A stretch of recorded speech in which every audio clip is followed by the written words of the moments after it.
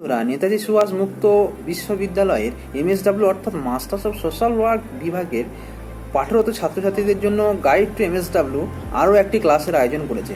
তো প্রিয় ছাত্রছাত্রীরা, একইভাবে আরও নিত্য নতুন ক্লাসের ভিডিও পাওয়ার জন্য আমাদের এই চ্যানেলটি সাবস্ক্রাইব করুন। তো বন্ধুরা, আপনারাও যদি এমএসডব্লিউ অর্থাৎ masters of social work subject সম্পর্কে বিস্তারিত জানতে চান এবং কোর্সটি করার পর আপনি কোন কোন গভর্নমেন্ট এবং নন গভর্নমেন্ট সেক্টরে জব পেতে পারেন সে সম্পর্কে বিস্তারিতভাবে জানতে চান, তো নিচের দেওয়া ফোন নাম্বারে যোগাযোগ করুন।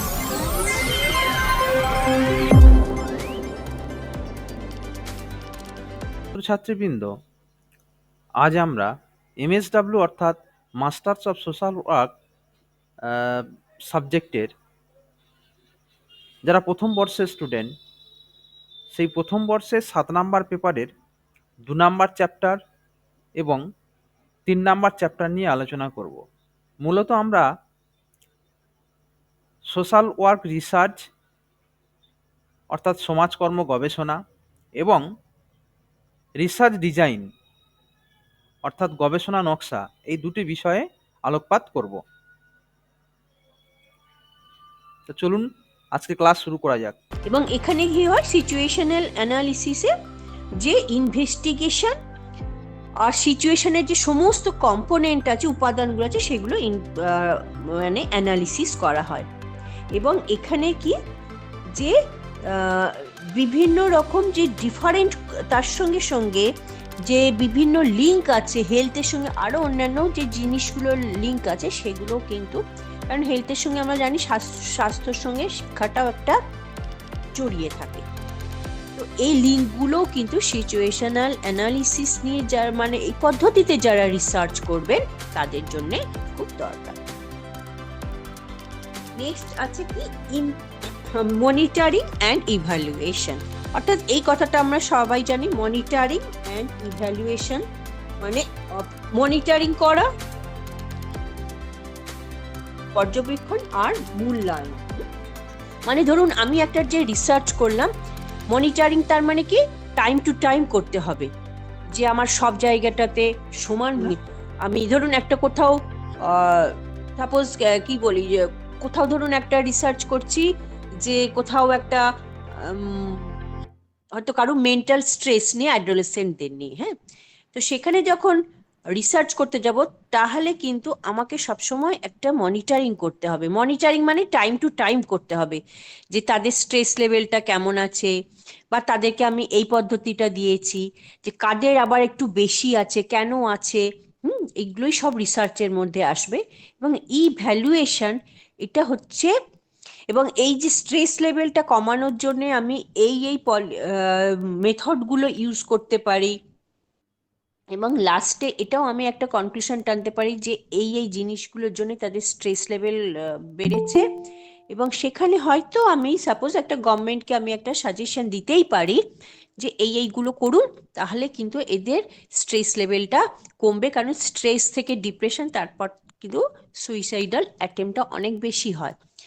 এবং এরপরে ইভ্যালুয়েশন মানে হচ্ছে কি, আমি লাস্টে ওটা পর্যবেক্ষণ করব, হয়তো যে আমি এই স্টেপসগুলো দিয়েছি, এবং তারপরে হয়তো তখন নয়, বছর খানেক পর আমি ইভ্যালুয়েশন করব যে এটার আউটকামটা আমার কি হলো।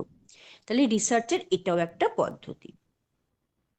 আর একটা হচ্ছে কি ইম্প্যাক্ট অ্যাসেসমেন্ট, যদিও এটা ইম্প্যাক্ট অ্যাসেসমেন্ট আছে, অ্যাকচুয়ালি এটা হওয়া উচিত social impact social impact assessment. পরে আপনাদের দেখবেন SIA কথাটা আছে স্টাডি মেটেরিয়ালে।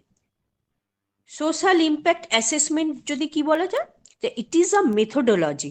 মেথোডোলজি মানে কি, যে মেথডগুলো আমরা রিসার্চের ক্ষেত্রে ব্যবহার করি, এটাও একটা কিন্তু মেথোডোলজি। এটার মাধ্যমে আমরা কি করতে পারি, যে কোনো যে প্রজেক্টগুলো আছে, ধরুন গভর্নমেন্ট বলুন, প্রাইভেট সেক্টর বলুন, সেই প্রজেক্টগুলো কতটা কি ডেভেলপড করেছে, এই SIA বা সোশ্যাল ইম্প্যাক্ট অ্যাসেসমেন্টের মাধ্যমে আমরা বুঝতে পারবো। যেমন ধরুন, এটা যদি বলি, অনেক রকম হয় সোশ্যাল ইম্প্যাক্ট, যে ইন্টারনাল বা ইন্টেন্ডেড বা টেন্ডেড, হ্যাঁ, পজিটিভ নেগেটিভ, এইরকম অ্যাসেসমেন্টগুলো হয়। যদি আমি বলি ধরুন কোথাও আমি একটা আম, কোনো ট্রাইবাল এরিয়ায় আমি একটা ধরুন ওখানে একদম তারা লোকালিটি থেকে অনেকটা দূরে, সেখানে আমি দেখলাম যে তাদের একটা গভর্নমেন্ট পলিসি হচ্ছে যে তাদের 100 ডেজের জন্য একটু কাজ করানোর ব্যবস্থা করা। এটা যদি আমি ওখানে ইমপ্লিমেন্ট করি, তাহলে আমার সোশ্যাল ইম্প্যাক্টটা কি হবে? তাদের আস্তে আস্তে কি হবে, সেই পোভার্টি লেভেল থেকে তারা অবশ্যই বেরিয়ে আসবে, মেইন স্ট্রিমে সবার সঙ্গে মিশতে পারবে, তাদের হেলথটা ভালো হবে, তাদের এডুকেশনটা ভালো হবে। হুম, এটা হচ্ছে কি পজিটিভ সোশ্যাল ইম্প্যাক্ট অ্যাসেসমেন্ট। এবার ধরুন আবার উল্টো দিকটা যদি আমি একটা ভাবি, যে নেগেটিভ একটা হতে পারে, যেমন আমি ধরুন কোথাও একটা গভর্নমেন্ট একটা প্রজেক্ট করেছে যে বড় বড় বাঁধ যেগুলো তৈরি হয়েছে, এগুলো কিন্তু সোশ্যাল ইম্প্যাক্ট অ্যাসেসমেন্টের একটা রিসার্চের পদ্ধতি। যে সেখানে ধরুন এই যে বাঁধগুলো তৈরি হয়েছে, তো সেখানে কি বাঁধটা যখন দেয়া হয়েছে, তো সেখানে হয়তো বাঁধের জন্য জলটা আমরা অন্য জায়গায় দিতে পারছি না, সেখানে এও করা যাচ্ছে আপনার ধরুন তার উপর ফসলটার উপর ক্ষতি হচ্ছে। ফসল যখনই কম হচ্ছে তখন কি হবে, তা আমাকে বাইরে গিয়ে একটা বিক্রি করবার ব্যবস্থা হয়ে যাচ্ছে। বাঁধটা হয়তো আমি দিয়েছি, একটা ভালো কাজ কি যে জলবিদ্যুৎ উৎপন্ন করব, সেটা যেমন একটা তার পজিটিভ ইম্প্যাক্ট আছে, কিন্তু তার আবার ধরুন নেগেটিভ ইম্প্যাক্টটা কি হলো, যে আমার ফসলের ক্ষেত্রে ক্ষতি হলো, আমার জিনিসপত্রের যেহেতু বেশি করে উৎপন্ন হচ্ছে না, জলের ক্রাইসিস হয়ে যাচ্ছে, তার মানে জিনিসপত্রের দামটা বাড়লো। তার সঙ্গে শুধু সোশ্যাল ইম্প্যাক্ট নয়, এনভায়রনমেন্ট ইম্প্যাক্টটাও অনেক বেশি পড়ে। কারণ সেখানে বায়োডাইভার্সিটিটাও প্রবলেম হয়ে যায়, মানে সেখানে ধরুন একটা জলটা আমার একটা নদী চলে যাচ্ছে, সেখানে যে ইকোসিস্টেম বা ইকোলজিক্যাল যে ব্যবস্থাটা সেটা কিন্তু নষ্ট হবে। ফলে তার ইম্প্যাক্টটা শুধু যে সমাজের উপর পড়বে তা নয়, সেখানে কিন্তু জীব বৈচিত্র্য বা পরিবেশের উপর পড়বে। এটাই হচ্ছে কি আপনার